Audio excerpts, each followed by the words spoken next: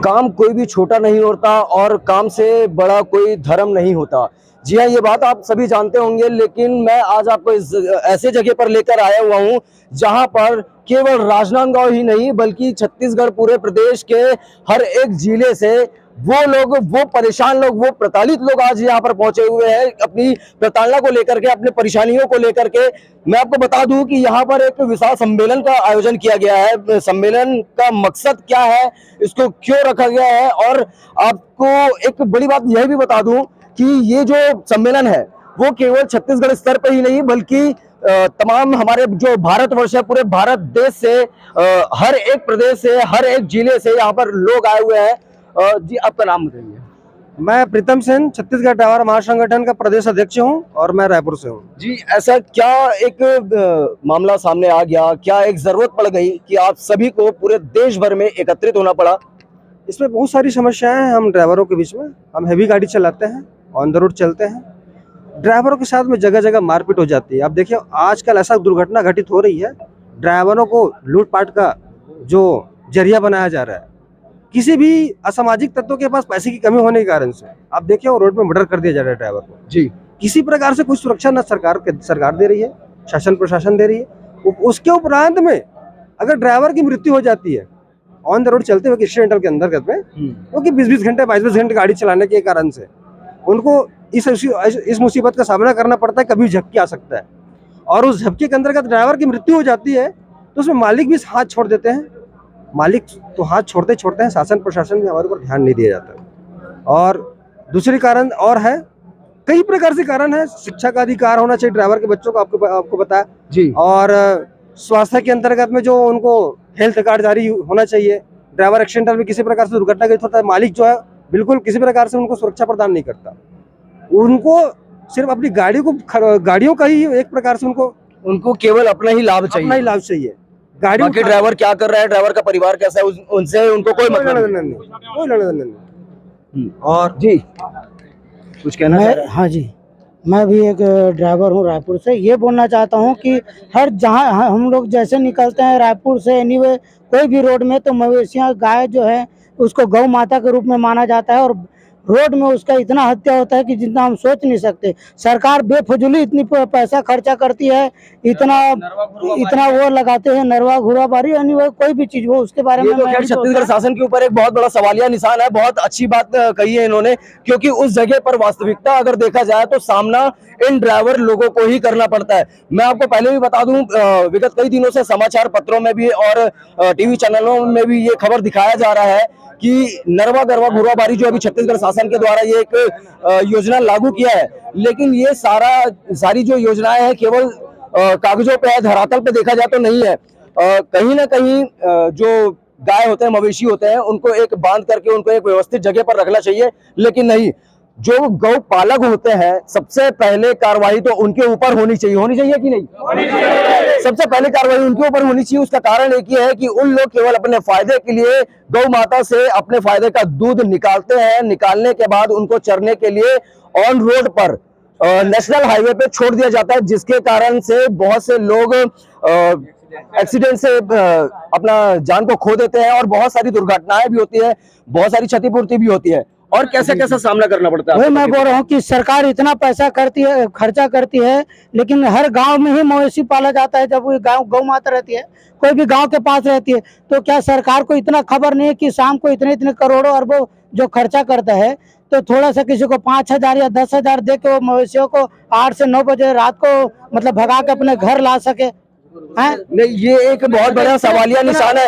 ये तकलीफ केवल ड्राइवरों के साथ होती है। मैं आपको पहले भी बताया हुआ हूँ, ये तकलीफ केवल ड्राइवरों के साथ होती है। और ड्राइवर आप भी हैं, मैं भी हूँ, हम सभी है, क्योंकि गाड़ी हर किसी के घर पे है और उन सभी को रोड पर निकलना है, सड़क का सामना करना है और सड़क में किस प्रकार की गाड़ियां चल रही है, कितनी तेज रफ्तार से चल रही है, उसका सामना केवल उन्हीं को ही करना है। उसी संदर्भ में मैं कहना चाहूंगा, जब मवेशी रोड पे बैठा रहता है उसका मालक कोई भी नहीं रहता है। अगर किसी कारणवश कोई भी गाड़ी से लग जाती है, जरूरी नहीं है ट्रक से ही लगे, मुआवजे के लिए वो मुआवजे के लिए तत्काल तुरंत 5 से 7 सेकंड के अंदर, 5 से 10 मिनट के अंदर उसका मालक तैयार हो जाता है रोड के ऊपर। भैया मेरा गाय है, भैया मेरा बैल है, मेरा बकरी है, ऐसा क्यों? ये हमको 20,000 दो, 30,000 दो, 50,000 बहुत ज्यादा जाती हो रही है, बहुत ज्यादा जाती हो रही है। कृपया करके हम आपके मीडिया चैनल के माध्यम से मैं कहना चाहूंगा, इस व्यवस्था को हमारे गवर्नमेंट सुधारे।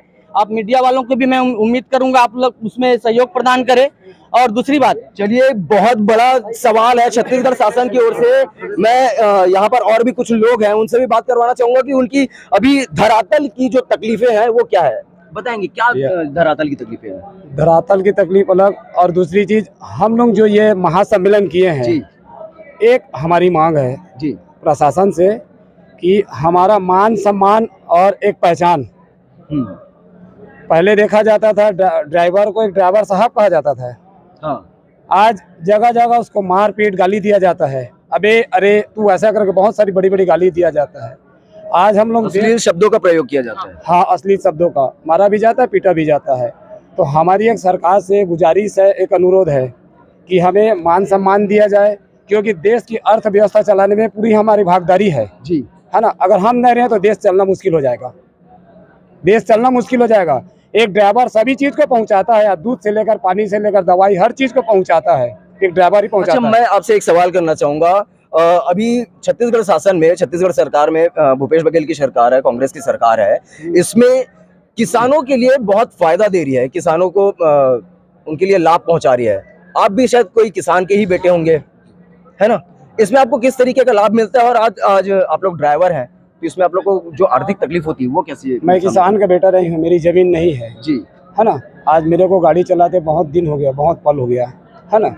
सरकार जो है खाली किसान किसान बोलती है ना, और जो ड्राइवर किसान का बेटा नहीं है वो, उनके लिए कोई लाभ नहीं, उनके लिए कोई लाभ नहीं है, उनके लिए कोई लाभ नहीं है। तो हम लोग भैया आज एक ड्राइवर है, हमको भी एक मान सम्मान मिलना चाहिए। हम सारी चीज करते हैं, हमको एक मजदूर कहा जाता है, मजदूर कहा जाता है, मजदूर है, लेकिन हमको भी एक पहचान मिलनी चाहिए।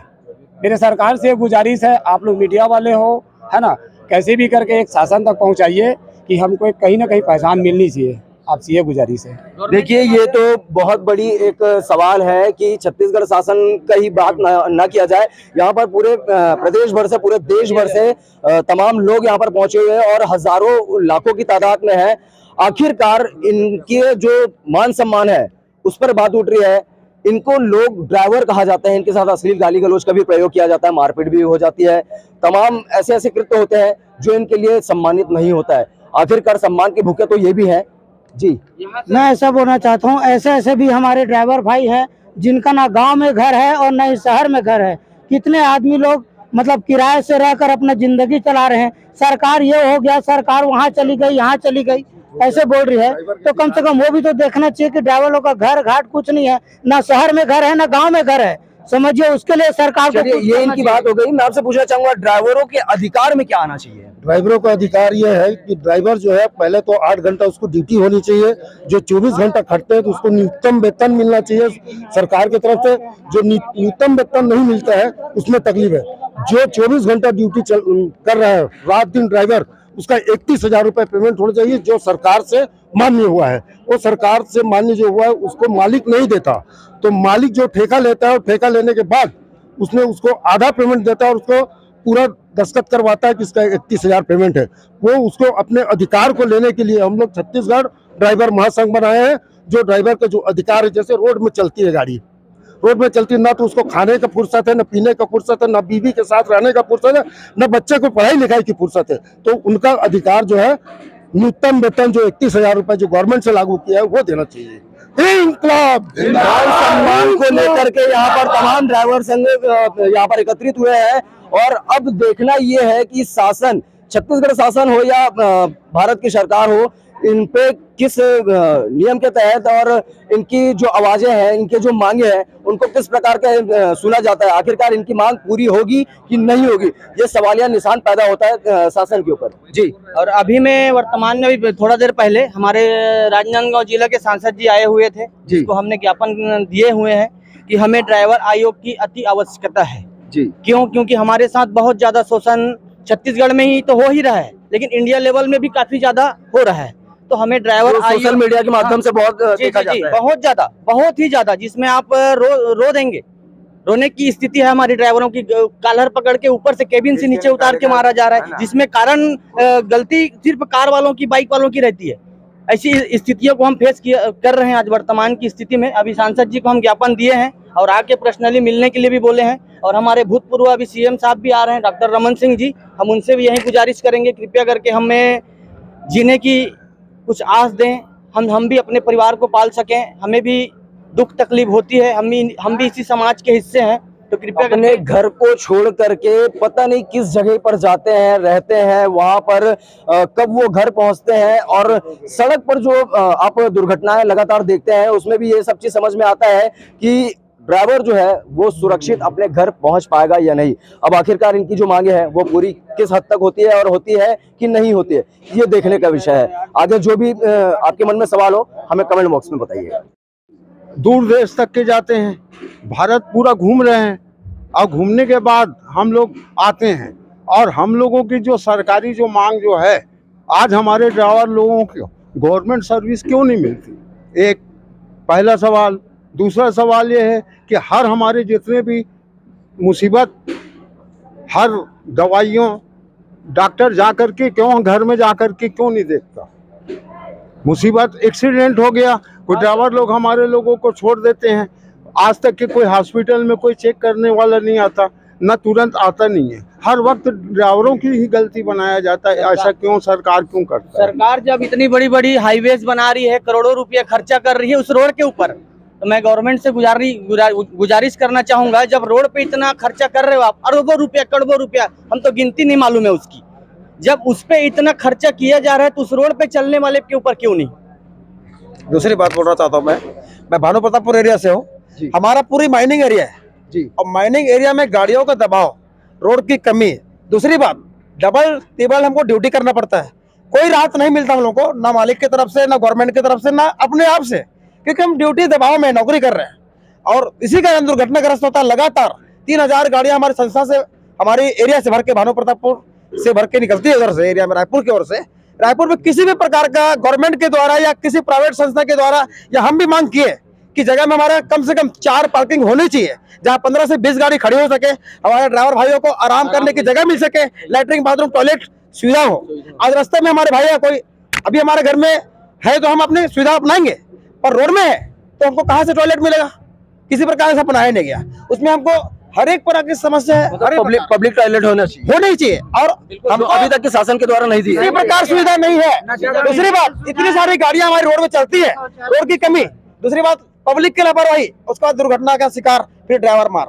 भाई ड्राइवर कितना मेहनत करके गाड़ी सीखता है, 3 साल 4 साल में गाड़ियां सीखती है, उसके बाद हमारे मालिक को ड्यूटी करना पड़ता है। आज ट्रिप, कल भी ट्रिप भरना पड़ेगा, परसों भी ट्रिप भरना पड़ेगा, हो सकता है हमको गाली भी पड़ सकता है, भारी पड़ता है, हो सकता है हमारा नौकरी भी छूट जाता है। इस दबाव में हम ड्यूटी करते हैं और नींद के वजह से कहीं कहने घुस जाते हैं और दुर्घटना का शिकार होते हैं। और ऐसा अगर नहीं करेंगे तो फिर आप अपने परिवार कैसे चलाएंगे? ऐसे इसी स्थिति हमारे कई ड्राइवर भाई आज कई ड्राइवर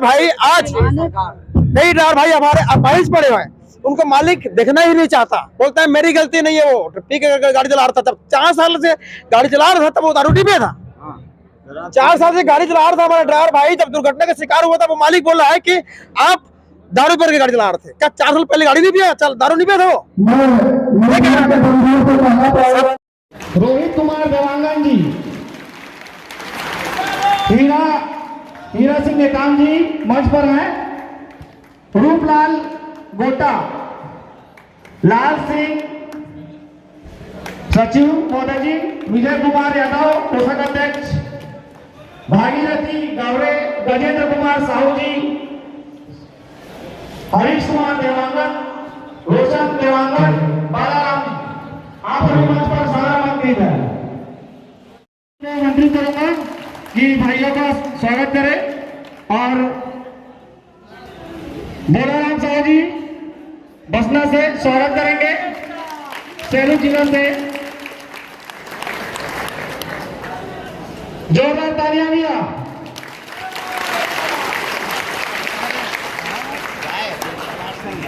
हीरा भैया जहां गए हैं, हीरा भैया मंच पर आएंगे।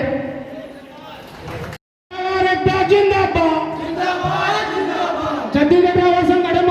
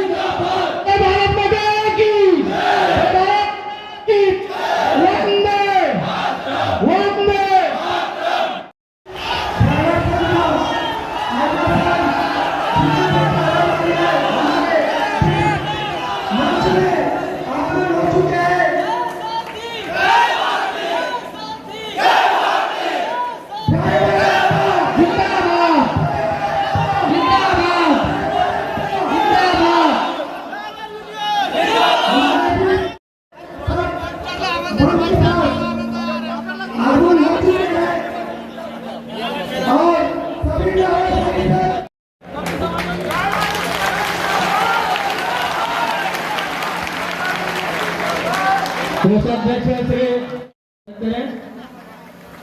सचिव श्री जय नारायण वैष्णव जी से आग्रह कि माननीय महापौर जी का स्वागत करें। हेमा देवी जिंदाबाद, हेमा देवी जिंदाबाद। श्री दिनेश कुमार आपसे भी आग्रह है कि आप माननीय महापौर जी का स्वागत करें।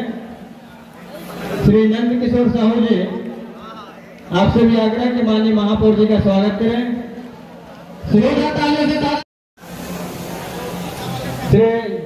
जितेंद्र यादव जी आपसे भी आग्रह है कि माननीय महापौर जी का स्वागत करें। प्रदेश उपाध्यक्ष हीरा सिंह नेताम आपसे भी आग्रह है कि माननीय महापौर जी का स्वागत करें। श्री ननकाराम जी साहू से आग्रह कि श्री राजेश यादव जी का स्वागत करें।